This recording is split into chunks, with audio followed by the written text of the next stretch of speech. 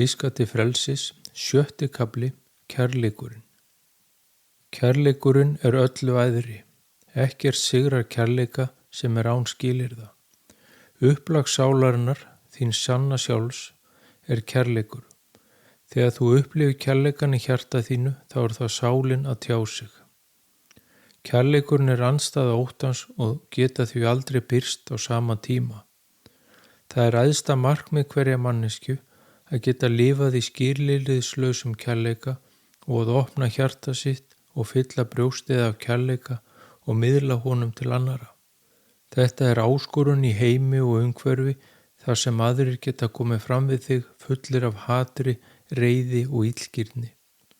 Það krefst andlegs þroska að halda ró sinni við slíkar aðstæður og koma fram af kærleika. Það er auðvelt að missa jafnvægið og svara í reiði. Líkt og ljósi sigrar myrkrið, þá sigrar kærleikurinn óttann. Kerfi heimsins og ráðandi öfl ala á ótta og stjórna með óttanum. Hann er ráðandi afl í heiminum í dag. Sá sem er óttaslegin skortir kærleikan og er auðstjórnað af öðrum.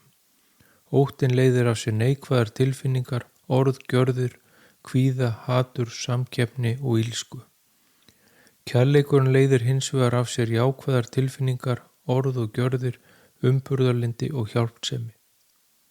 Það er hverjum hollt að skoða og greina tilfinningar sínar og framkomu gagnvart sjálfum sér og öðrum í lok dags. Var ég kærleiksríkur í dag við sjálfa mig og aðra? Hélt ég jafnvægi og ró í dagsins önn? Hvernig kom ég fram við sjálfa mig og aðra?